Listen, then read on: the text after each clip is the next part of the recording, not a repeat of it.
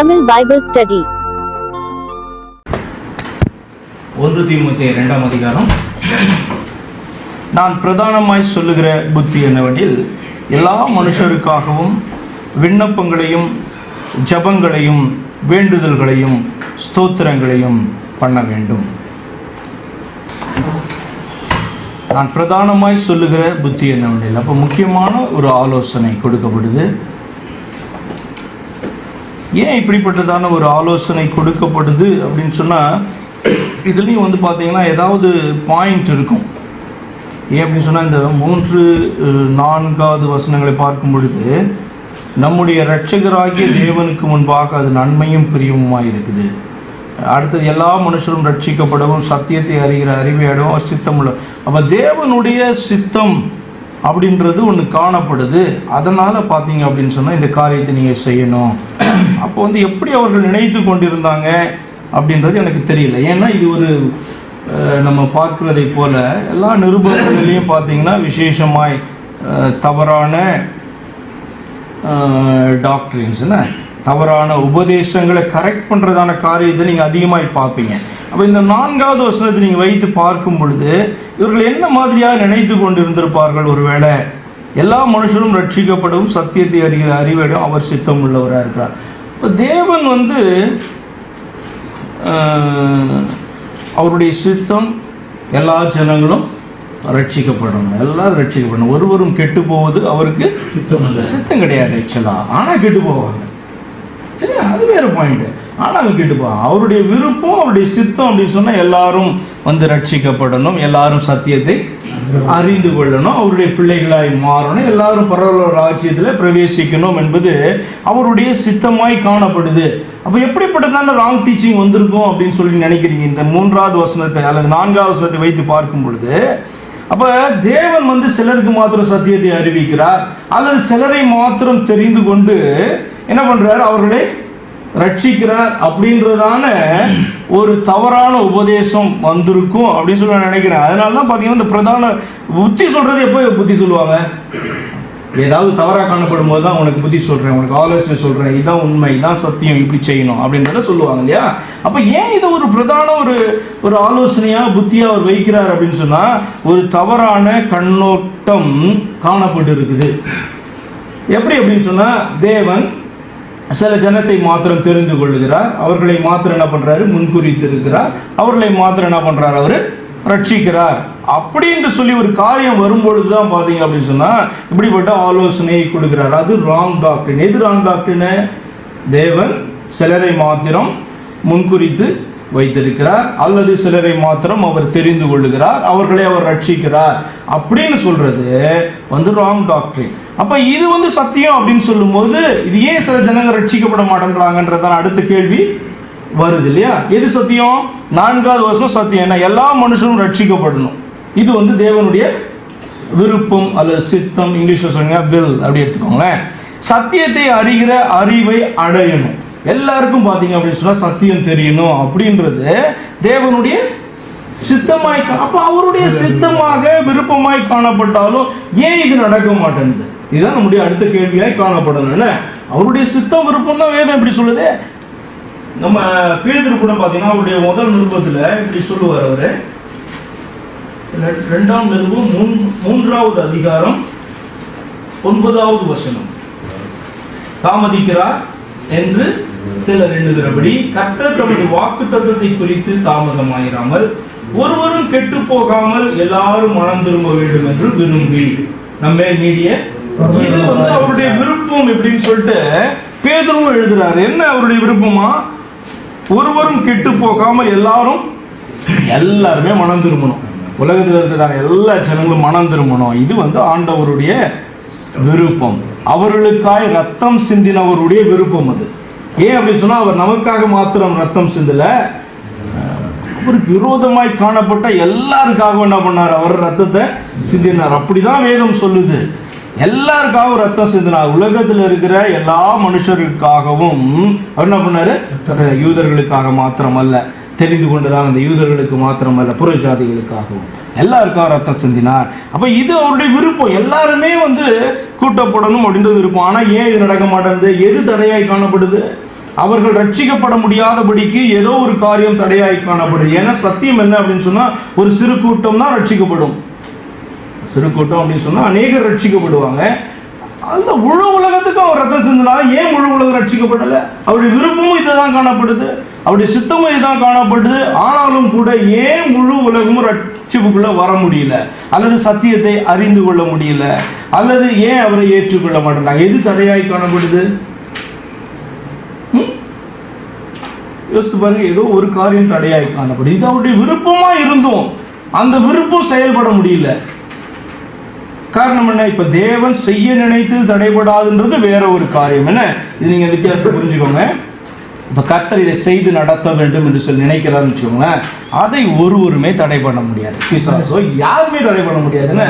அவர் செய்ய நினைக்கிறது தடை பண்ண முடியாது. ஆனா இது அவருடைய விருப்பம். இப்ப என்னுடைய விருப்பம் ஒண்ணு காணப்படுது, என் பிள்ளை இப்படிதான் நடக்கணும்னு என்னுடைய விருப்பம். ஆனா அந்த பிள்ளை என்னுடைய விருப்பத்தின்படி செய்கிறதுல ஏதோ ஒரு காரியமும் காணப்படுது. அது என்ன அப்படி சொன்னா, அந்த பிள்ளையினுடைய சுய சித்தமும் காணப்படுது இல்லையா? அவர் சொல்றது போல ஜென்மஸ்பாவம்ன்றது அவர்களுடைய அந்த பழைய ஒரு காரியம். ஜென்மஸ்பாவம் மாத்திரம் கிடையாது, அதோட சரியா சொல்லணும் அப்படின்னு சொன்னா ஆண்டவரே கொடுத்திருக்கிறதான ஒரு சுதந்திரம். கரெக்ட், ஆண்டவரே கொடுத்திருக்கிறார். இதை நீங்க புரிஞ்சிக்கல அப்படின்னு சொன்னா இந்த வசனத்தை நீங்க ரொம்ப குழம்புவீங்க. ஏன்னா அவருடைய சித்தம் அப்படி இருக்கும்போது ஏன் ரட்சிக்கப்படலை? அவருடைய விருப்பம் அப்படி காணப்படும் போது ஏன் ரட்சிக்கப்படலை? எல்லாரையும் ரட்சிக்கணும் அப்படின்னு சொல்லிட்டு அவர் நினைச்சிட்டாரு அப்படின்னு சொன்னா, அதுதான் நடக்கணும் அப்படின்னு நினைச்சாருன்னா நடத்திடுவார் அவர், அது பிரச்சனையே கிடையாது. ஆனா அவர் அப்படி செய்ய முடியாதபடிக்கு அவர் அவர்களுக்குள்ளே கொடுத்ததான ஒரு சுதந்திரமே தடையாய் காணப்படுது. புரியுதா உங்களுக்கு? அப்ப அவர்களுக்குள்ளே நமக்குள்ளேயே ஆண்டவர் கொடுத்திருக்கிற ஒரு சுதந்திரம், ஃப்ரீவில். அப்ப இந்த ரட்சிக்கப்படாம போறதுக்கு அல்லது ஒரு மனுஷன் நரகத்துக்கு போறதுக்கு யார் தான் காரணம்? அந்த மனுஷனுடைய ஆத்மா மாத்திரமே காரணம், பிசாசு காரணம் அல்ல. ஏன் அப்படி சொன்னா, பிசாசு தூண்ட முடியும், நம்மளை தூண்ட முடியும், இதை செய்யறதற்கு தூண்ட முடியும். ஆனா நம்மளை ஃபோர்ஸ் பண்ண முடியாது, பிசாசால முடியாது. நம்ம ஆத்மா தான் டிசைட் பண்ணணும், இதை செய்யலாம் செய்யக்கூடாது. அதனால தான் பார்த்தீங்கன்னா அந்த ஆத்மாவை கர்த்தர் என்ன பண்றாங்க? ஜட்ஜ் பண்றாங்க, நியாய தீர்ப்பு கொண்டு வந்து என்ன பண்றாங்க? அவர்களுடைய ஆத்மாவை அவர் நிறுத்துவதுடைய காரணம் என்ன அப்படின்னு சொன்னா, எல்லா ஆத்மாவுக்குள்ளேயும் அந்த சுதந்திரத்தை ஆண்டவர் என்ன பண்ணியிருக்காரு? கொடுத்திருக்காரு. அப்போ ஒரு மனுஷன் ரட்சிக்கப்படாததுக்கு யாருமே காரணம் அல்ல, அவன் மாத்திரமே காரணம். அவன் தாய் தகப்பனோ யாருமே காரணம் அல்ல, அந்த ஆத்மா மாத்திரமே காரணம். ஆனா இந்த இடத்துல அவர் சொல்றாரு முதல் வசனத்துல, காரணம் இப்படி இருக்கிறபடினால நான் பிரதானமாய் சொல்லுகிற புத்தி எல்லா மனுஷருக்கும். அப்படின்னா என்ன அர்த்தம்? இந்த உலகத்திலே தோன்றினதான எல்லா மனுஷரும், அப்படின்னா நம்முடைய சம காலத்திலே வாழ்க்கிற ஜனங்களுக்காக. இப்போ மரித்து போன ஜனங்களுக்காக நம்மளால வேண்டிக் கொள்ள முடியாது, பிரயோஜனம் கிடையாது இல்லையா? ஒருவேளை பின்னாடி வரப்போகிற ஜனங்களுக்காக நம்ம வேண்டிக் கொள்ளலாம். ஆனால் யார் யார் பிறந்து வர போறாங்க சந்ததியில் நமக்கு தெரியாது. ஆனால் நம்ம என்ன செய்ய முடியும்? வாழ்கிற காலகட்டத்தில் இருக்கிறதான எல்லா ஜனங்களுக்காக என்ன பண்ண முடியும்? நம்மளால வேண்டிக்க முடியும். ஏன் அப்படின்னு சொன்னா, அவன் மரிக்கிற வரைக்கும் தான் ஒரு டிசிஷனை அவனால் எடுக்க முடியும். அது வரைக்கும் தான் அவனுடைய ஆத்மாவுக்கு சுதந்திரம் காணப்படுது. மரித்த பின்பு அந்த ஆத்மாவுக்கு அந்த சுதந்திரம் கிடையாது, டிசைட் பண்றதான சுதந்திரம் கிடையாது. ஆத்மா இளைப்பாறணும், அதெல்லாம் நம்மளால சொல்ல முடியாது. புரியுதா உங்களுக்கு? அப்படி சொல்றோம் இல்லையா? நம்ம மரித்தாச்சு, அந்த ஆத்மா இளைப்பாறதுக்காக ஜெபம் பண்ணு, இதெல்லாம் கிறிஸ்டியன் டீச்சிங்கே கிடையாது. ஏன்னா அந்த ஆத்மா மரித்ததுக்கு அப்புறம் அது யாருடைய கண்ட்ரோல்லையும் கிடையாது, அதை யாரும் போய் மாற்றவும் முடியாது. அது ரட்சிப்புக்கோ அல்லது ரட்சிப்பை இழந்து போறதுக்கான காரியம் கிடையாது. அது உலகத்தில் வாழும் பொழுது அந்த ஆத்மா ஜீவனுள்ளதாய் காணப்படுகிறதான நாட்கள்ல எடுக்கிற முடிவு தான் பார்த்தீங்கன்னா அதனுடைய பிற்கால நியாய தீர்ப்புக்கு பார்த்தீங்க அப்படின்னு சொன்னா ஏதுவாக அது காணப்படும். அதனால தான் சொல்றாரு, இது பிரதானமான புத்தி சொல்றதான காரியம், முக்கியமான ஒரு காரியத்தை நான் உங்களுக்கு சொல்லி விடுகிறேன், இது ரொம்ப அவசியம் அப்படின்னு சொல்லி அவர் சொல்றாரு. அதான் பிரதானம்ன்றதுடைய வார்த்தை, அதுதான் பிரைமரி அப்படின்னு சொல்லி எடுத்துக்கலாங்க. எல்லா மனுஷருக்காகவும் விண்ணப்பங்கள், எதுனா விண்ணப்பங்கள், ஜெபங்கள், வேண்டுதல்கள், ஸ்தோத்திரம். அப்போ இது நாலுமே பார்த்தீங்கன்னா வித்தியாசமான வார்த்தைகளாய் காணப்படுது. ஏன் அப்படி சொன்னால், இந்த ஜெபம் அப்படின்னு சொல்லும் பொழுது அது ரொம்ப ஒரு பொதுவான ஒரு வார்த்தை, ஜென்ரலான ஒரு வார்த்தையாக நீங்கள் எடுத்துக்கோங்க. ஜெபம் அப்படின்னு சொன்னால் என்னது? பல டீச்சிங் நம்ம ஜெபத்தை குறித்து கொடுக்குறோன்னே. அதில் முக்கியமானது என்ன? ஜெபம்னா ஆண்டவரை அப்ரோச் பண்ணுறதான ஒரு காரியம், அல்லது ஆண்டவரை சார்ந்து இருக்கிறதான ஒரு காரியத்தை தான் அது குறிக்குது. புரியுதா? ஆண்டவரோடு கூட பேசுகிறது மாத்திரம் கிடையாது. சில நேரத்தில் பார்த்தீங்கன்னா போயிட்டு ஜபத்தில் உட்கார்ந்து நீங்கள் சிலது கேட்கவே மாட்டீங்க. புரியுதா உங்களுக்கு? ஆண்டவருடைய சமூகத்தில் உட்கார்ந்து இருக்கிறதும் ஜபம் தான். ஆண்டவரை பார்த்து நீங்கள் பார்த்தீங்கன்னா ஏதாவது துதிக்கிறதும் பார்த்தீங்கன்னா ஜபம் தான். ஆண்டவர் செய்ததான சில காரியங்களுக்கு நன்றி சொல்றதும் பார்த்தீங்கன்னா ஜபம். அல்லது ஒரு விண்ணப்பத்தை நீங்கள் வாய்க்கிறதும் ஜபம் தான். வேண்டுதல் செய்கிறதும் பார்த்தீங்கன்னா ஜபம். வேண்டுதல் செய்யறதுன்னா என்ன? இங்கிலீஷில் பார்த்தீங்கன்னா இன்டர்செஷன் இருக்கும். இன்டர்செஷன் என்ன? இன்னொருவருக்காக நடுவில் நிற்கிறதான காரியம். இன்னொருத்தருக்காக நீ என்ன பண்ற? வேண்டுதல் பண்ற அப்படி சொல்லி அர்த்தம். விண்ணப்பம் அப்படின்னு சொன்னா இதுதான் பார்த்தீங்கன்னா பேசிக்கா நம்முடைய தேவைகளுக்காக கேட்கிறதான காரியம். இங்கிலீஷில் பார்த்தீங்கன்னா சப்ளிகேஷன் போட்டிருக்கோம். அப்படின்னா என்ன அர்த்தம்? நம்மளை தாழ்த்தி ஆண்டவர்கிட்ட இதை கொடும், எனக்கு இதை செய்யும் அப்படி சொல்லி கேட்குறோம் பார்த்தீங்களா? அதுதான் என்னது? விண்ணப்பம் அப்படின்னு சொல்லப்பட்டிருக்கு. ஜெபங்கள் அப்படின்னு சொல்றது பொதுவான ஒரு வார்த்தை. இது எதுக்கு வேணா நீங்க என்ன பண்ணலாம்? ஜெபத்தை சப்ஸ்டிட்யூட் பண்ணலாம். புரியுதா? வேண்டுதல்னு சொல்றது பாத்தீங்க அப்படின்னு சொன்னா மற்றவர்களுக்காக பண்றது. ஸ்தோத்திரம் அப்படின்றத கூட ஜெபத்தில் அவர் சேர்க்கிறார். அப்படின்னா என்ன அர்த்தம்? நீ வந்து பாத்தீங்கன்னா ஆண்டவர் செய்ததான காரியங்களுக்கு நன்றி சொல்லுகிறதான காரியம். ஏன் இந்த ஸ்தோத்திரம் சொல்லும் போது பாத்தீங்கன்னா அப்பதான் உங்களுடைய விசுவாசம் என்ன ஆகும்? இவருக்கு எப்ப நீங்க ஸ்தோத்திரம் பண்ணுவீங்க? ஆண்டவர் ஏதாவது செய்திருப்பார் இல்லையா, அது நினைப்பீங்க. முக்கியமாக இது செய்ய போகிறீங்க, அதுக்காக ஸ்தோத்திரம்னு சொல்லும் போது கூட உங்களுக்கு அந்த ஒரு நம்பிக்கை பெருசாக பெருகாது. ஆனால் ஆண்டவர் செய்ததை நினச்சி பார்த்து, ஆண்டவர் அதை நீங்கள் செஞ்சீங்க, அன்றைக்கி நான் கேட்டேன் எனக்கு செஞ்சீங்க, எனக்கு உதவி செய்தீங்க அப்படின்னு சொல்லிட்டு நீங்கள் நன்றி சொல்கிறீங்க பாருங்கள். அப்போ என்ன ஆகும்? உங்களுடைய விசுவாசம் தெரியும். ஆண்டவர் வந்து அதை செய்து முடித்தாரே, இன்னைக்கு செய்வார். நான் கேட்குறதா இந்த ஜபத்துக்கு என்ன பண்ணுவார்? பலனை தருவார். புரியுதா? அப்போ இது நான்கையுமே பார்த்தீங்கன்னா ஜபத்தில் அவர் சேர்த்து அவர் சொல்கிறாரு. ஆனால் வித்தியாசமான வார்த்தைகள். 2வது வசனம், நாம் எல்லா பக்தியோடும் நல்லொழுக்கத்தோடும் கலகம் இல்லாமல் அமைதலுள்ள ஜீவனம் பண்ணும்படிக்கு ராஜாக்களுக்காகவும் அதிகாரம் உள்ளவர்களுக்காகவும் அப்படியே செய்ய வேண்டும். இப்போ அதிலே வந்து பார்த்தீங்கன்னா ரீசனை கொடுத்துட்டார். என்ன அப்படின்னு சொன்னால், நாம் வந்து எல்லா பக்தியோடும் நல்லொழுக்கத்தோடும் கலகம் இல்லாமல் அமைதலுள்ள ஜீவனம் பண்ணும்படிக்கு. அப்போ நம்ம ஒரு பீஸ்ஃபுல்லாக ஒரு தேசத்தில் அல்லது நம்ம வந்திருக்கிற அந்த தேசத்தில் அல்லது எந்த ஒரு இடத்துல காணப்பட்டாலும் நம்ம வாழ்வதற்கு பார்த்திங்கன்னா நமக்கு மேலே அதிகாரம் உள்ளதான ஜனங்கள் என்ன பண்ணுவாங்க? காணப்படுவாங்க. அவர்கள் ஆண்டவரை அறிந்திருக்கிறார்களோ ஆண்டவரை அறியாத ஜனங்களாய் காணப்படுறாங்களோ அது வேற காரியம். புரியுதா? ஆனால் அவர்களுக்காக ஜெபம் பண்ணணும் அப்படின்னு சொல்லிட்டு இந்த ஆலோசனை சொல்லுகிறது. இதெல்லாம் பார்த்தீங்க அப்படின்னு சொன்னால் நம்ம நிச்சயமாக வந்து ப்ராக்டிஸ் பண்ணணும். இதெல்லாம் கடினமான காரியம். இப்போ தேவ பிள்ளைகளுக்காக, நம்மளை அறிந்த ஜனங்களுக்காக, நம்மளை நேசிக்கிற ஜனங்களுக்காக நம்மளால் என்ன பண்ண முடியும்? ஜெபம் பண்ண முடியும். ஆனால் நம்மளுடைய விரோதிக்காக, கர்த்தரையே அறியாததான ஒரு மனுஷனுக்காக பார்த்தீங்கன்னா நம்ம ஜெபம் பண்ணுறது கடினமான ஒரு காரியம். ஆனால் இதை செய்யணும். ஏன்? ரோமர் 12ஆம் அதிகாரத்துக்கு போங்க. கடைசியில் 19 வாசிக்கலாம் பாருங்களேன். இதனுடைய மீனிங் வந்து என்ன நீங்கள் கவனிச்சு பாருங்க. ரோமர் 12ஆம் அதிகாரம் 19 எடுத்துட்டீங்களா? பிரியமானவர்களே, பழி வாங்குதல் எனக்கு உரியது, நானே பதில் செய்வேன் என்று கர்த்தர் சொல்லுகிறார் என்று எழுதியிருக்கிறபடியால் நீங்கள் பழி வாங்காமல் கோபாக்கினைக்கு இடம் கொடுங்கள். நம்ம அநேக நேரத்தில் நம்ம நினைப்போம், உடனே நம்ம ஒரு வார்த்தையை பேசிட்டோம், இல்லை உடனே வந்து பார்த்தீங்கன்னா ஒரு அடியை போட்டுட்டோம் அப்படின்னு சொன்னால் நமக்கு அந்த நேரத்தில் நமக்குள்ள ஒரு சாட்டிஸ்ஃபேக்ஷனு வந்துடும். அவருக்கு அவங்களுக்கு இப்போ நம்மளை ஒருத்தர் அடித்தான்னா நம்ம ஒரு அடிச்சிட்டோன்னா நம்மளுக்கு திருப்தி ஆகிடும். இப்போ நம்மளுடைய காலை ஒருத்தர் மிதிச்சுட்டு போயிட்டாங்கன்னா நம்மளுக்கு போய் மிதிச்சிட்டோன்னா நமக்கு ஒரு சந்தோஷம் உண்டாயிடும். ஏதாவது ஒரு வார்த்தையாவது பேசி அவனை நம்ம ஹர்ட் பண்ணிட்டோம்னா நமக்கு ஒரு சந்தோஷம். இது வந்து இயற்கை, ரொம்ப இயற்கை. என்ன, ஸ்கூல் படிக்கும்போது நம்ம என்ன பண்ணுவோம்? இப்படி தான் இருப்போம். ஆண்டவர் சொல்கிறாரு, உங்களுக்கு விரோதமாக அநியாயமாக பண்ணியிருந்தா நீ என்ன பண்ண? கோபாக்கினை அவர்கள் மேலே வரணும் அப்படின்னு சொன்னால் நீ வந்து அந்த கோபாக்கினைக்கு கொஞ்சம் இடத்த கொடு. புரியுதா?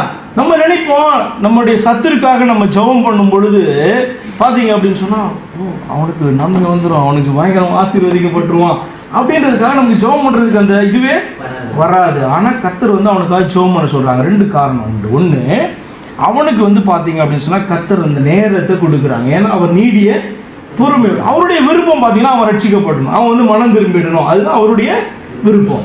ஆனால் அநேக நேரங்களில் பார்த்தீங்க அப்படின்னு சொன்னால் அநியாயம் பண்ணுறவங்க மனம் திரும்ப மாட்டாங்க. புரியுதா? ஆனாலும் கர்த்தர் என்ன பண்ணுறாரு? அவங்களுக்கு நேரத்தை கொடுக்க சொல்கிறார். அப்ப நீ அவர்களுக்காக ஜெபிக்கும் பொழுது என்ன தெரியுமா காரியம் நடக்கும்?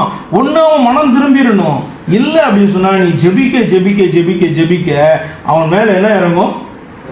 அக்கினி தழல், கோபாக்கினே அவன் மேல இறங்கும். உங்களுக்கு ஆச்சரியமா இருக்கும். இதுதான் உண்மை. ஏன் அப்படின்னு சொன்னா நீங்க பாத்தீங்கன்னா பேசுறதுக்கு, நீங்க அவனை அடிக்கிறதுக்கு, நீங்க அவனை ஏதாவது செய்யறதுக்கான வாய்ப்பு உங்களுக்கு பல தடவை உங்களுக்கு கொடுக்கப்படும்.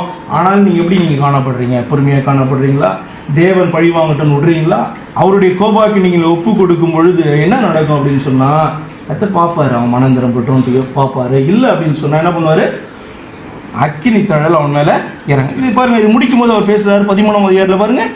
இல்லை, இது 13ஆம் அதிகாரம் 1ஆம் வசனம் கூட நமக்கு அந்த ரிலேட்டட் வசனம், அதை கூட வாசிப்பேன். எந்த மனுஷனும் மேலான அதிகாரம் உள்ளவர்களுக்கு கீழ்ப்படிய கடவன், ஏனென்றால் தேவனாலே அன்றி ஒரு அதிகாரமும் இல்லை. உண்டாயிருக்கிற அதிகாரங்கள் தேவனாலே நியமிக்கப்பட்டிருக்குது. இப்போ நம்மளை பார்த்தீங்கன்னா பவுல் இப்படி ஒரு ஆலோசனையை கொடுக்குறாரு. என்ன அப்படின்னு சொன்னால், நீ ராஜாக்களுக்காக அதிகாரிகளுக்காக நீ ஜெபம் பண்ணு. அதிகாரி புறஜாதி தானே, அதிகாரி அநியாயம் பண்ணுறவன் தானே, எனக்கு கொடுக்குற ப்ரொமோஷனை கொடுக்காம தடுக்கிறவன் தானே, என்னுடைய ஆசீர்வாதி தடையாக நிற்கிறவன் தானே. எல்லாமே உண்மைதான். நம்ம நினைக்கிறது உண்மைதான், அது உண்மைதான், உலகத்தை பொறுத்தவரை உண்மை. ஆனாலும் கூட ஆண்டவர் சொல்கிறாரு, அந்த அதிகாரம் நான் கொடுக்காம அவனுக்கு வரலை. ஏன்னா எந்த ஒரு அதிகாரமுமே பார்த்தீங்கன்னா தேவன் கொடுத்த அதிகாரம். இந்த தேசத்துக்கு ராஜாவா அவர் இருக்கிறாரு அப்படின்னு சொன்னால் அந்த அதிகாரம் யாரால கிடைச்சுதான்? தேவனால கொடுக்கப்பட்டது, நியமிக்கப்பட்டு இருக்குது அப்படின்னு சொல்லிட்டு இந்த முதல் வசனம் சொல்லுது. அதனால தான் பார்த்தீங்கன்னா பவுல் அவங்க சொல்றாரு, நீ என்ன பண்ண? அவருக்காக ஜெபம் பண்ணு. ஒருவேளை மனம் திரும்பணும், இல்லை அப்படின்னு சொன்னா கோபாக்கினைக்கு போகணும். அப்போ நம்முடைய ஜெபம் ரெண்டு காரியத்தை செய்யும். ஒன்று மனம் திரும்ப வைக்கும், இல்லை அப்படின்னு சொன்னால் கோபாக்கினைக்குள்ளாக இன்னும் அதிகமாய் தள்ளும். காரணம் என்ன அப்படின்னா, நீங்கள் ஜெபிக்க ஜெபிக்க அங்கே வாய்ப்புகள் கொடுக்கப்பட்டு கொண்டே இருக்கும் அவங்களுக்கு. அப்போ அந்த வாய்ப்புகள் அவங்க தள்ள எப்படி தள்ளுவாங்க? தன்னுடைய சுய சித்தத்தினால என்ன பண்ணுவாங்க? வாய்ப்பை என்ன பண்ணுவாங்க? தள்ளுவாங்க. மனம் திரும்புறத தள்ளுவாங்க, ரிஜெக்ட் பண்ணுவாங்க. அப்போ என்ன ஆகும்? கோபாக்கினைக்குள்ளாக போய்கொண்டே இருக்கிறாங்க அப்படின்னு. அப்போ நம்மளுடைய வேலை என்னன்னா ரொம்ப சிம்பிள். ஆண்டவரை நோக்கி பார்த்துட்டு அவர் சொல்ற ஆலோசனை இப்படி நம்ம செஞ்சுக்கிட்டே இருந்தோம் அப்படின்னு சொன்னா நம்முடைய சத்துருவை குறித்து நம்ம கலங்க வேண்டிய அவசியம் கிடையாது. சத்துருனா பிசாசை குறித்து அல்ல, சத்துரு பயன்படுத்துகிறதான ஜனங்களை குறித்து நம்ம என்ன பண்ண வேணாம்? பயப்பட வேண்டாம். ஏன் அப்படின்னு சொன்னா கர்த்தர் என்ன சொல்றாங்க அப்படின்னு சொன்னா, அவனையும் நான் தான் படைத்தேன், நான் தான் அவனை சிருஷ்டித்தேன், அவனுக்காக ரத்தம் சிந்தினதும் நான் தான், உன்னை ரட்சித்துட்டேன், நீ அவனுக்காக என்ன பண்ண? ஜெபம் பண்ண. உனக்கு ஒருவேளை சத்துருவா அவன் காணப்படலாம், ஆனாலும் கூட நீ என்ன பண்ண? அவனுக்காக விண்ணப்பம் பண்ணு. இதில் என்ன ஒரு காரியம் காணப்படும் அப்படின்னு சொன்னால், உங்களுடைய இருதயத்தை எப்படி ஆண்டவர் டெஸ்ட் பண்ணுவார்னா, நீங்கள் உங்கள் சத்துருக்காக ஜெபம் பண்ணும்போது நீங்கள் என்ன பண்ணணும்? உண்மையிலேயே உங்களுடைய ஆசை எப்படியா இருக்கணும்?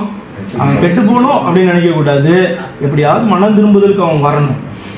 ஆனால் நான் அநேக காரியங்களை பார்த்துருக்கேன், அவங்க மனம் திரும்ப மாட்டாங்க. நம்ம பார்த்தீங்கன்னா இப்படி தான் ஜெபம் பண்ணுவோம், ஆனாலும் மனம் திரும்ப மாட்டாங்க. காரணம் என்ன தெரியுமா? அவர்கள் எடுக்கிறதான அந்த முடிவு இன்னும் கடினப்பட்டு போய்கிட்டே தான் பார்த்தீங்க அப்படின்னு சொன்னால் அநேக நேரங்களில் அது காணப்படும். ஆனால் நம்ம வேலை என்ன அப்படின்னு சொன்னால், அவன் கெட்டு போகணும்னு நம்ம என்ன பண்ணக்கூடாது? நினைக்கவே கூடாது. அவன் நமக்கு விரோதமான காரியமாக செய்து கொண்டு இருந்தாலும், பொல்லாதவனாக இருந்தாலும், அவன் கெட்டு போகணும்னு நம்ம நினைக்காம என்ன பண்ணணும்? ஆண்டவர் ஜெபம் பண்ண சொல்லியிருக்காரு. நான் என்ன பண்ணணும்? அவனுக்காக ஜெபம் பண்ண. அதனால தான் அந்த வசனம் சொல்லுது. எங்கே இருக்குன்னு எனக்கு தெரியல. நீ பார்த்த அப்படின்னு சொன்னால், ஜெபிக்கும் பொழுது அல்ல அவனுக்கு ஆகாரம் கொடுக்கும் பொழுது, எங்கே 12ஆம் அதிகாரத்தில் வருதா? இதில் தான் வரும். நீங்கள் அப்படியே கண்டினியூ பண்ணுங்க, முடிக்கல பாருங்க. நம்ம 12:19 பார்த்தோம்.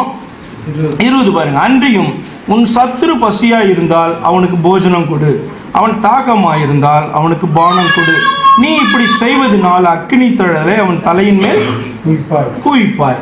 அப்போ இந்த வசனம் என்ன சொல்லுது? உன்னுடைய சத்துரு பசியா இருக்கும் பொழுது, தாகமாக இருக்கும் பொழுது அவனுக்கு என்ன பண்ணு? சாப்பாடு கொடு, அவனுக்கு குடிக்கிறதுக்கு தண்ணி கொடு. அப்படி செய்யும் பொழுது என்ன நடக்கும் அப்படின்னு சொன்னால், அவனுடைய தலையின் மேல் அக்கினி. நம்ம அப்படி நினைச்சா நம்ம செய்வோம்? அப்படி நினைச்சு என்ன பண்ணக்கூடாது? செய்யக்கூடாது. அப்போ நம்ம ஜெபிக்கும் பொழுது அவன் இருதயம் கடினப்பட்டு போயிடும், அவன் ரட்சிக்கப்பட மாட்டான், அதனால கோபாக்கினிக்கு போயிடும். அப்படி நம்ம நினைப்பு இருக்கக்கூடாது. அதுதான் பார்த்தீங்கன்னா நம்மளை டெஸ்ட் பண்ணுவாங்க. கரெக்டாக என்ன சொல்றாரு? நீ எல்லா மனுஷருக்காகவும் ஜெபம் பண்ணு, உன்னுடைய சத்துருக்காக நீ என்ன பண்ணு? ஜெபம் பண்ணு அப்படி சொல்றாங்க. அப்போ என்ன பண்ணணும்? நம்முடைய நினைப்பு என்ன வரணும்? உள்ளுக்குள்ளார அவன் கெட்டு போகக்கூடாது, எப்படியாவது ஆண்டவர் மனம் திரும்புதலுக்குள்ள. ஆனால் உங்களுக்கு பண்ண அநியாயத்தை நிச்சயமா அவன் இடத்துல கணக்கு கேட்பார். நீங்க நமக்குள்ள எப்படி தோணும்? உடனே நம்ம பார்த்தீங்கன்னா ஜெபம் பண்ணா அவன் தப்பி போயிடுவானே, உங்களுக்கு அவன் தப்பி போனாலும் மனம் திரும்பினாலும் ஆத்மா ரட்சிக்கப்படும். ஆனால் உங்களுக்கு பண்ண அநியாயத்துக்கான கணக்கு என்ன பண்ணுவான்? பலனை கர்த்தர் என்ன பண்ணுவாங்க? அவன்கிட்ட நிச்சயமா எடுப்பாங்க. புரியுதா? அவன் ரட்சிக்கப்படுவான், ஆனால் பலனை என்ன பண்ணுவாங்க? கர்த்தர் எடுப்பாங்க. இப்போ நம்ம அறிந்து கொள்றது, நமக்கு கிடைக்கிற டெஸ்ட், வைக்கிற டெஸ்ட் என்ன அப்படின்னு சொன்னா, இப்படி சில ஆலோசனைகளுக்கு கீழ்ப்படியும் பொழுது நம்ம உள்ளுக்குள்ளார என்ன வரக்கூடாது? கெட்டு போகணும் அப்படின்றதான எண்ணம் வந்து பயங்கர டெஸ்ட் இல்லை, கஷ்டம். நீங்கள் வேணா ஜெபம் பண்ணி பாருங்க, உங்களுக்கு அது ஒரு பெரிய டெஸ்ட்டாக இருக்கும். என்ன? பழி வாங்குறத கர்த்தருடைய கரத்தில் நீங்கள் ஒப்பு கொடுத்து பாருங்க, அது பெரிய டெஸ்ட்டாக காணப்படும். ஏன்னா உலகம் உங்களை பார்த்து சொல்லும், இவன் இழிச்சவாயின்னு சொல்லும், இவன் பேக்குன்னு சொல்லும், எத்தனை அடி கொடுத்தாலும் வாங்கிட்டு போயிட்டு இருக்கான் அப்படின்னு சொல்லும். அது கிடையாது. ஆக்சுவலாக நீ என்ன பண்ணுற? பழி வாங்குறதுல ஆண்டவருடைய கரத்தில் கொடுக்குற. புரியுதா உங்களுக்கு? அப்போ இது வந்து பார்த்தீங்கன்னா உங்கள் ஸ்பாவமே மாற தொடங்கும். நீங்கள் இந்த மாதிரியான ஜபங்கள்லாம் நீங்கள் பண்ணும்பொழுது, இந்த ஆலோசனைக்கு கீழ்ப்படிய தொடங்கும் போது நம்முடைய அந்த ஸ்பாவம் எல்லாமே பார்த்தீங்கன்னா மாற தொடங்கும். அதனால தான் பார்த்தீங்கன்னா அது ஒரு பிரதானமான ஒரு ஆலோசனை, புத்திமதி என்று சொல்லி அவர் ஆரம்பிக்கிறாரு. அடுத்த 2வது வசனத்தை முக்கியமாக பார்க்குறது எல்லா அதிகாரமும் ஆண்டவருக்கு இவனுக்கு சம்பந்தமே கிடையாது. இவனுக்கு என்ன அதிகாரம்? அதுதான் சத்தியம். பார்வோனை கர்த்தர் தம்முடைய மகிமைக்கென்று அவனை நிலைநிறுத்தினாராம். அவனை வல்லமை உள்ளவனை ஆக்கினது பார்த்தீங்கன்னா கர்த்தர். ஏன்? என்னுடைய மகிமைக்காக அப்படின்ட்டு அவர் சொல்றாரு. அப்போ அப்படிதான் இந்த நாளிலையும் நம்முடைய பாஸ் பார்த்தீங்கன்னா பொல்லாதவனா இருப்பான, நமக்கு மேலே அவனை வச்சிருப்பாரு. ஏன்னா சில நேரத்தில் நம்மளை கொட்டுறதுக்கு, இல்லைன்னா நம்ம ஒழுங்காக இருக்க மாட்டோம். புரியுதா? அப்போ ஏன் இது அது இதுன்னு கேட்கறத காட்டிலும் அவருடைய பர்மிஷன் இல்லாமல் ஒரு அதிகாரம் எவனுக்குமே வந்திருக்காது அப்படின்னு சொல்லிட்டு என்ன பண்ணணும்? அவனுக்காக நீங்கள் ஜெபம் பண்ணுங்க, கர்த்தர் உங்களுடைய காரியங்களை அவர் பார்த்து கொள்வார். அதனால தான் 3வது வசனம் சொல்லுது, நம்முடைய இரட்சகராகிய தேவனுக்கு முன்பாக அது நன்மையும் பிரியம். அவருக்கு இது இஷ்டம். நீ பண்றது, இப்படி பண்றது வந்து இஷ்டம். ஏன் அப்படின்னு சொன்னா இது அவருடைய குவாலிட்டி. அவர் வந்து சத்துருவாய் காணப்பட்ட பாவிகளாக இருந்த நமக்காக வந்து அவர் ரத்தம் சிந்தினாரு அப்படின்னு சொன்னா இது அவருடைய குணாதிசயம். அந்த குணாதிசயத்தை தான் நீங்க காண்பிக்கிறீங்க. நம்முடைய இரட்சகராகிய தேவனுக்கு முன்பாக அது நன்மையும் பிரியும் அப்படின்னு சொன்னா எல்லா மனுஷனுக்கும், பொல்லாதவனுக்கும் நீ ஜெபம் பண்ற, உனக்கு விரோதமாக எழும்புறவர்களுக்கு கூட நீ ஜெபம் பண்றிய அப்படின்றது பார்த்தீங்கன்னா அவருடைய குணாதிசயம். 5வது வசனம், தேவன் ஒருவரே, தேவனுக்கும் மனுஷருக்கும் மத்தியஸ்தரும் ஒருவரே. அப்ப இந்த 5வது வசனம் பார்த்தீங்கன்னா இன்னொரு சத்தியத்தை சொல்லி கொடுக்குது. தேவனை குறித்து ஒரு சத்தியத்தை சொல்லி கொடுக்குது. என்ன அப்படின்னு சொன்னா, தேவன் அப்படின்றவரு ஒருவர் தான். அந்த தேவனுக்கும் மனுஷருக்கும் மத்தியஸ்தர் அப்படின்னு சொல்றவரும் ஒருவர் தான். இப்போ நம்மளை குறித்து நம்ம இது வந்து பார்த்தீங்க அப்படின்னு சொன்னா ரொம்ப சிம்பிள். முதல் பாட்டு, தேவன் ஒருவர் என்றது நமக்கு தெரியும், நம்மளை சிருஷ்டித்தவர், நாம் பிதா என்று சொல்லுகிறதான தேவன். புரியுதா? அப்போ தேவனுக்கும் மனுஷருக்கும் மத்தியஸ்தர் ஒருவரே அப்படின்னு சொல்றதான காரியம் யாருன்னு நமக்கு தெரியும். இது யார் மத்தியஸ்தராக இருக்க முடியும்? ஒரு மனுஷன் தான் மத்தியஸ்தராக இருக்க முடியும். கொலேசியர்லேயே எங்கேயோ வரும் இல்லையா, இருவருக்கும் மத்தியஸ்தர் யார் அப்படின்னு சொன்னா மனுஷன் ஆகிய இயேசு கிறிஸ்து அப்படி சொல்லுவாங்க. சொன்ன மனுஷன் ஆகிய இயேசு கிறிஸ்து அப்படின்னு சொல்லும்.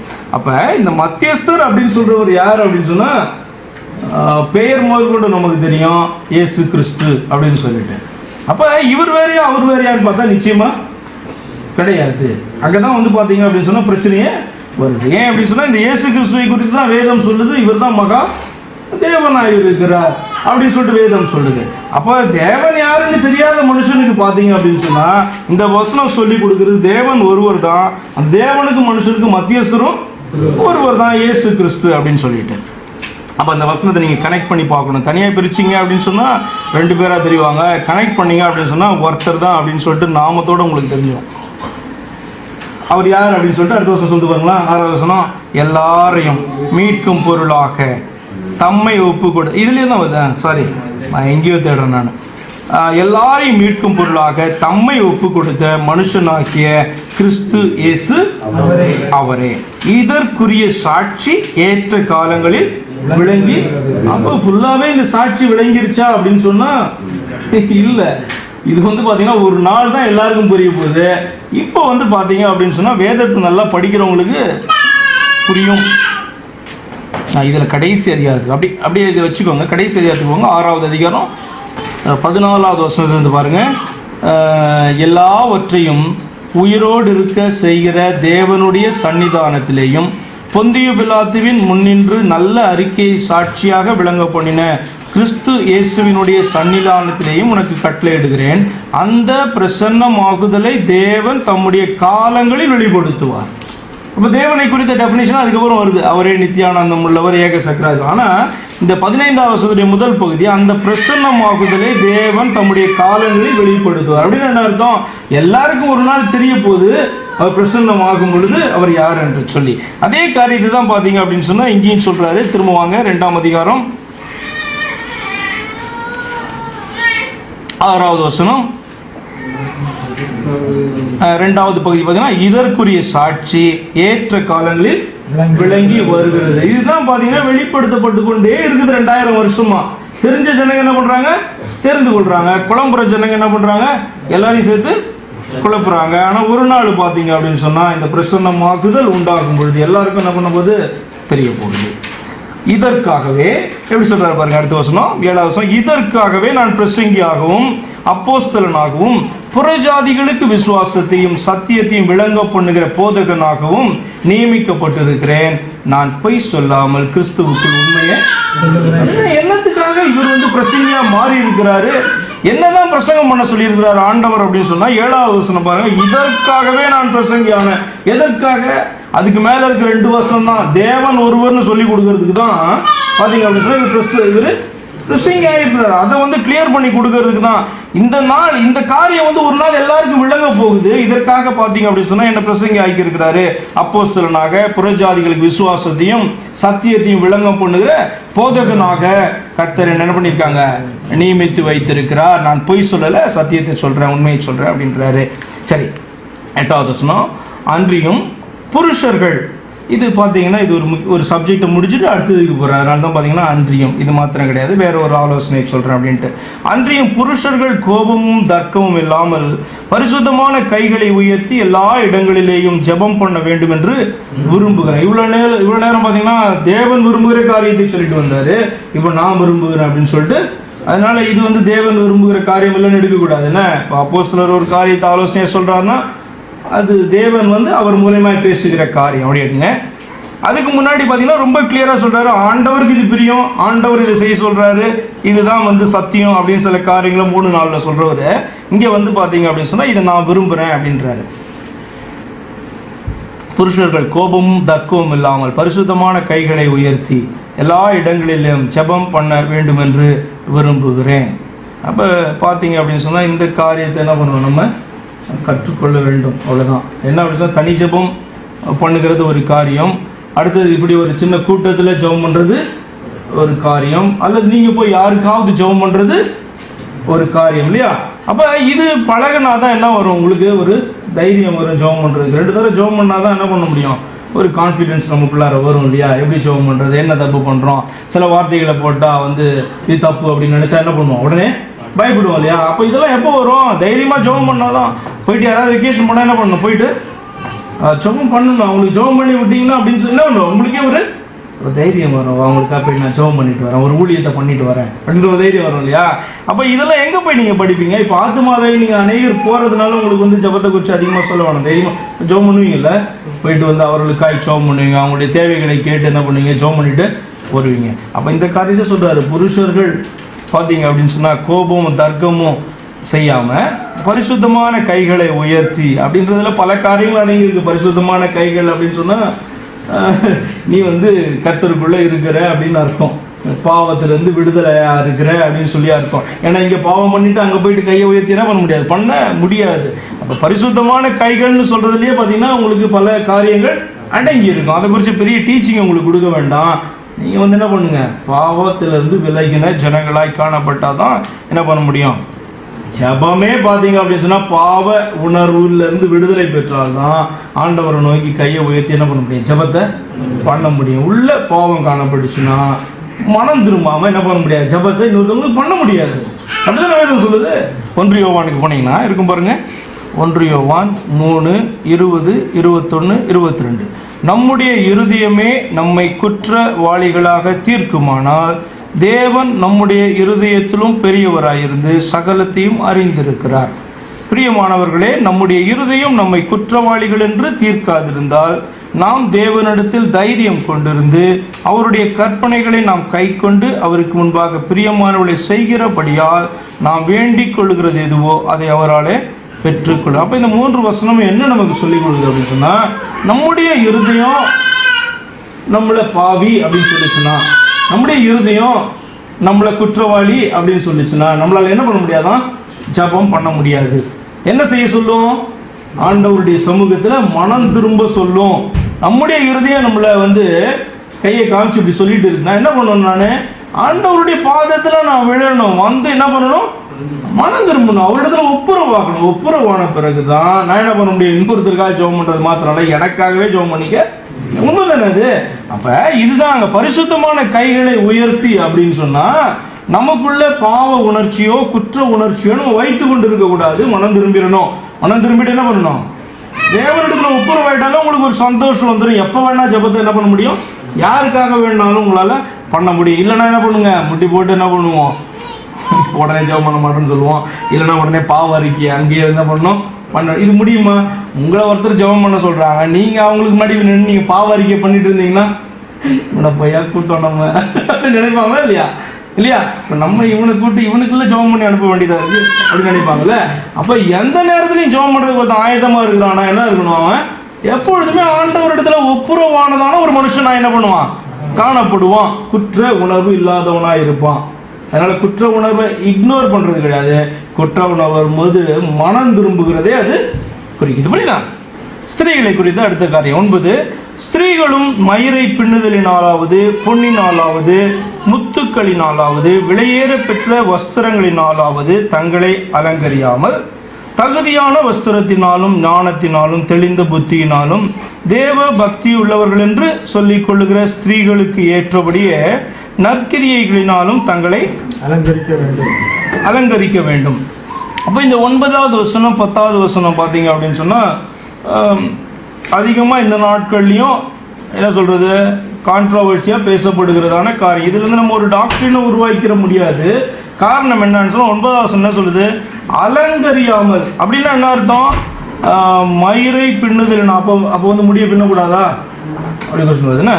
அடுத்தது பார்த்தீங்க அப்படின்னு சொன்னால், பொன்னினால், அது பொண்ணு போடக்கூடாதா? முத்து போடக்கூடாதா? விலையேற பெற்ற வஸ்திரங்களை போடக்கூடாதா? வஸ்திரம் போடக்கூடாது. என்ன இது பாயிண்ட் அப்படி சொன்னால், 9வது வசனம் சொல்லுது அலங்கரிப்பு அப்படின்றது பார்த்தீங்க அப்படின்னு சொன்னால், எக்ஸ்ட்ராவா அளவுக்கு அதிகமாய் பண்ணுகிறதை குறித்து தான் அலங்கரிப்புன்ற வார்த்தையினுடைய அர்த்தமே அதுதான். சரியா?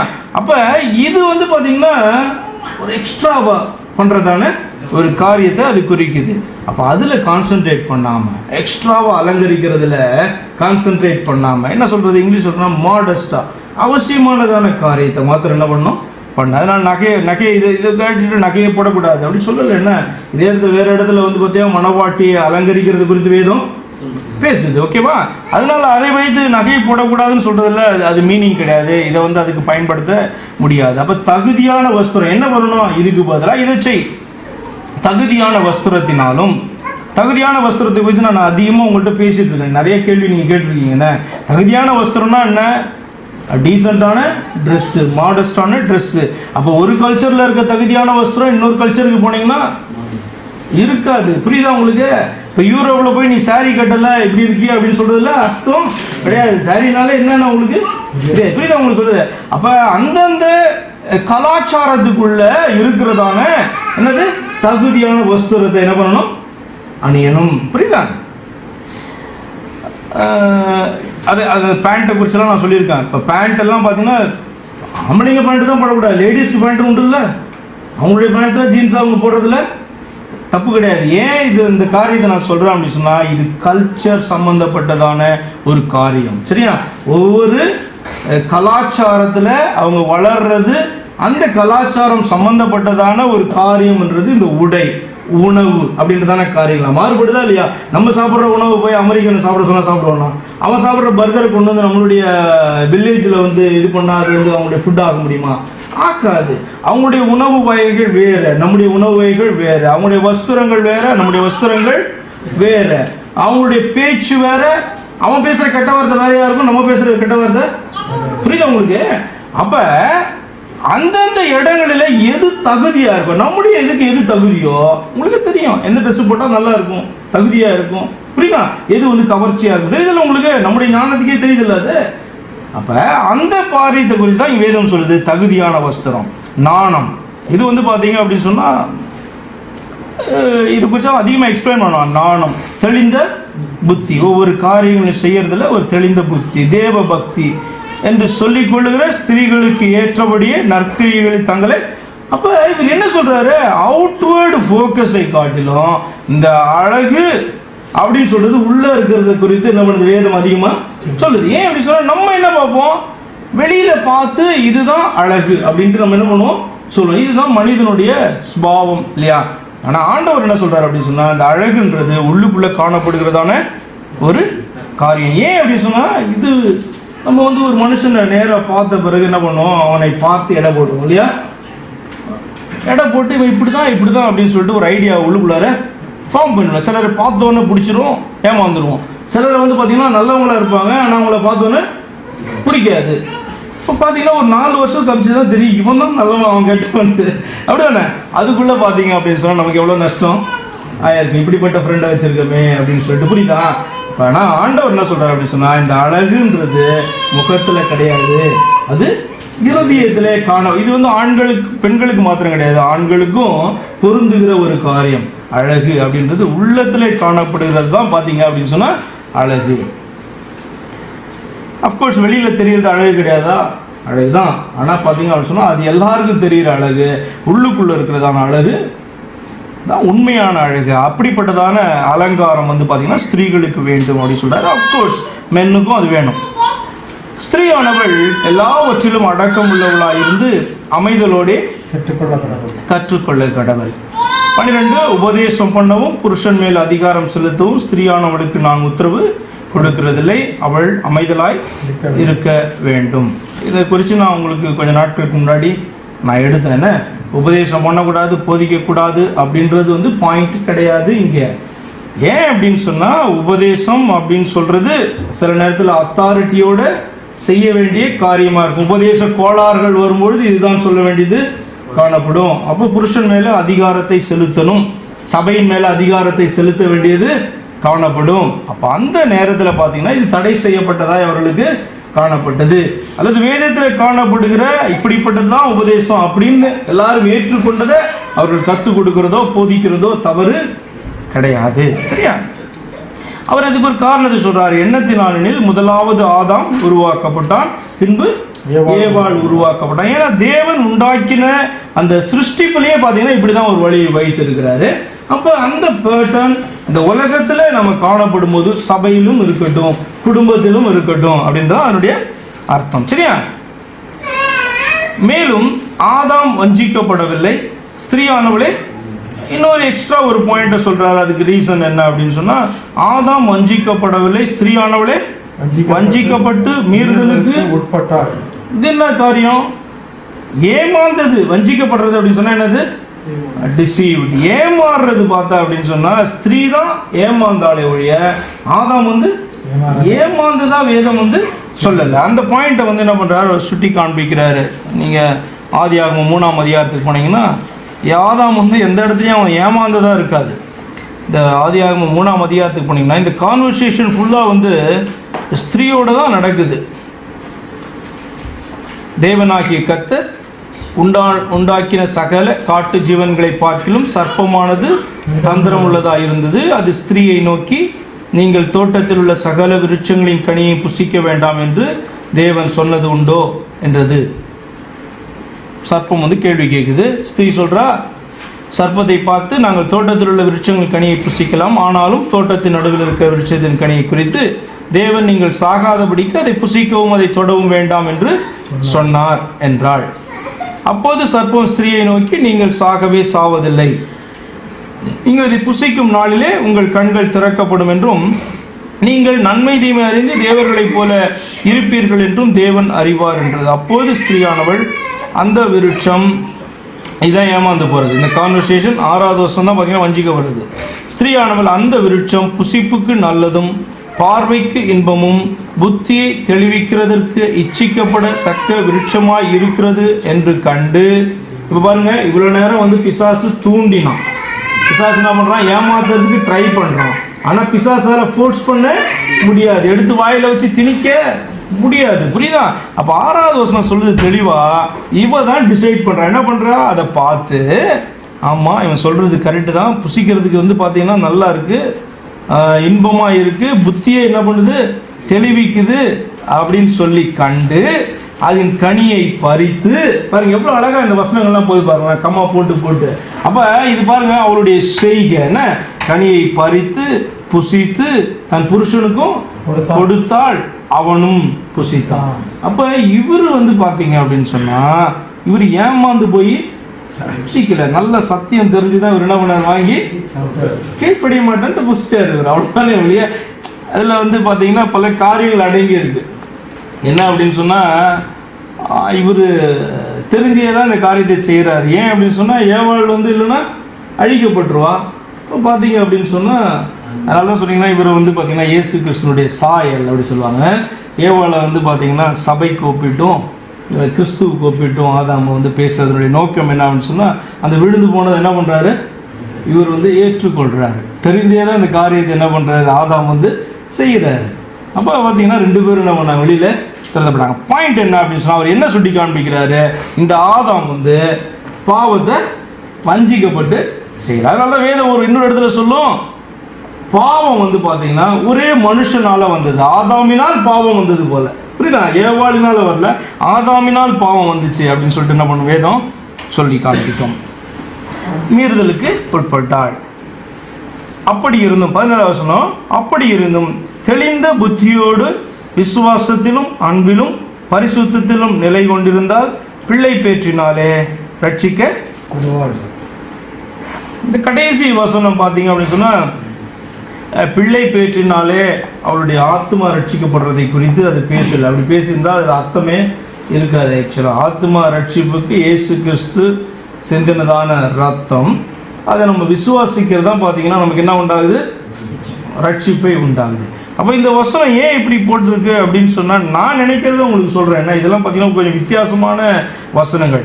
இப்போ இங்கிலீஷில் பார்த்தீங்கன்னா கேஜேவியில் எப்படி போட்டிருக்கோம் அந்த டிரான்ஸ்லேஷன் அப்படின்னு சொன்னால், கேஜேவியில் எப்படி இருக்குன்னா, notwithstanding she shall be saved in child bearing. அப்படின்னா என்ன அர்த்தம்? She shall be saved in delivery. எப்படி எடுத்துக்கோங்களேன். அப்போ என்ன அப்படின்னு சொன்னால், பிள்ளை பேற்றின் போது இவள் ரட்சிக்கப்படுவா, காப்பாற்றப்படுவாள் அப்படின்ட்டு என்ன பண்ணுறது இங்கிலீஷ் டிரான்ஸ்லேஷனில் போட்டிருக்கு. ஆனால் நான் இது எப்படி நான் எடுக்கிறேன் அப்படின்னு சொன்னால், இது என்ன காரியம் அப்படின்னு சொன்னால், ஒரு சாபம் வந்து கர்த்தர் இவர்களை சபிக்கும் பொழுது, நீங்கள் திரும்பவும் 3ஆம் அதிகாரத்துக்கு போனீங்கன்னா, ஆதியாகமம் 3ஆம் அதிகாரத்தில் நீங்கள் 16வது வசனம் பாருங்களேன்.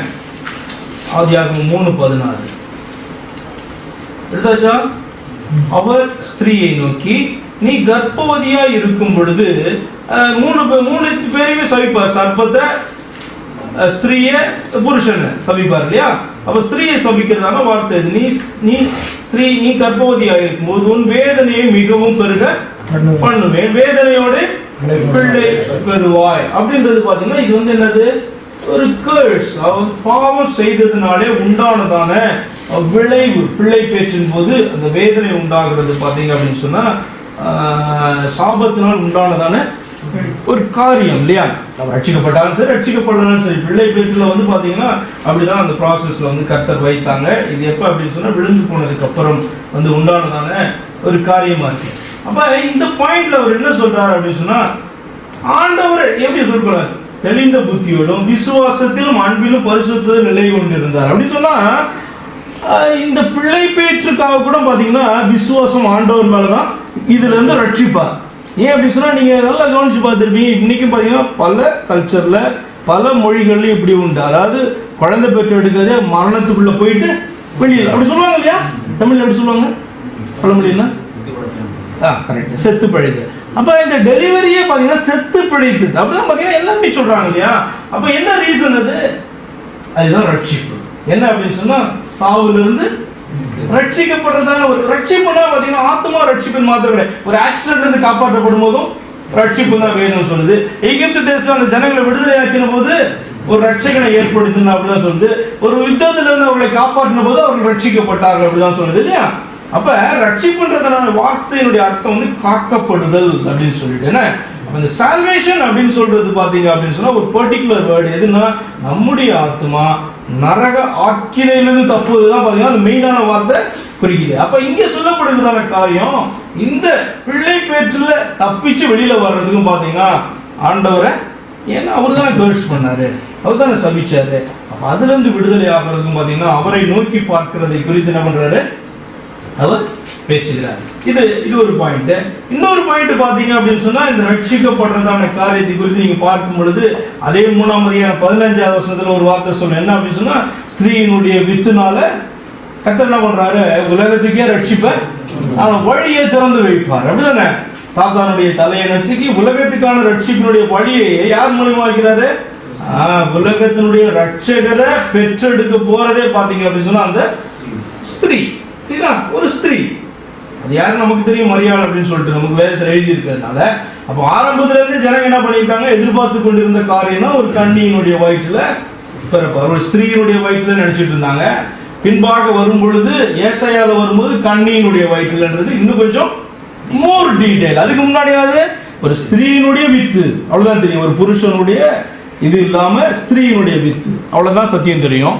ஏசாயாக்குள்ள வரும்போது 7ஆம் அதிகாரத்துல இன்னும் கொஞ்சம் டீடைல் கிடைக்குது. என்ன அப்படின்னு சொன்னா அந்த ஸ்திரீ கன்னியா இருப்பா அப்படின்ற டீடைல் வந்து இன்னும் கொஞ்சம் எக்ஸ்ட்ராவா தெரியும். அப்படிதான் பாத்தீங்கன்னா ப்ராஃபஸி எல்லாம் அப்படிதான் கொஞ்சம் கொஞ்சமா ஆட் பண்ணி தான் முழு சத்தியம் வந்து நமக்கு தெரியும். கொஞ்சம் கொஞ்சம் தான் கத்த சொல்லுவாங்க, அவங்கள்ட்ட கொஞ்சம் கொஞ்சம் சொல்லிட்டு வருவாங்க. அதெல்லாம் சேர்த்து பார்க்கும் பொழுது ஒரு பெரிதான ஒரு டாக்டரின் கிடைக்கும், நமக்கு ஒரு பெரிய உபதேசம் கிடைக்கும், ஒரு பெரிய ஒரு காரியத்தை குறித்தான ஒரு வழி நமக்கு பிறக்கும் இல்லையா. அப்ப அப்படியே நீங்க என்ன பண்ணலாம், இந்த வசனம் இருக்கலாம் என்ன அப்படின்னு சொன்னா ஸ்திரீயின் மூலமாக தான் பாத்தீங்கன்னா ரட்சிப்புக்கான வழி உண்டாது. ரட்சகரை என்ன பண்ணா பெற்றெடுத்தாள் இல்லையா, அப்படி நீங்க எடுக்கலாம். இயேசு கிறிஸ்துவ பாத்தீங்கன்னா இந்த உலகத்துக்கு பாத்தீங்கன்னா ஈன்று கொடுத்தது ஒரு ஸ்திரீ கன்னி மரியாள் இல்லையா, நமக்கு தெரியும். அதனால விசுவாச பிரமாணத்துல கன்னி மரியாள் இடத்தில் உற்பத்தியாகி அப்படிலாம் சொல்லுவாங்க இல்லையா.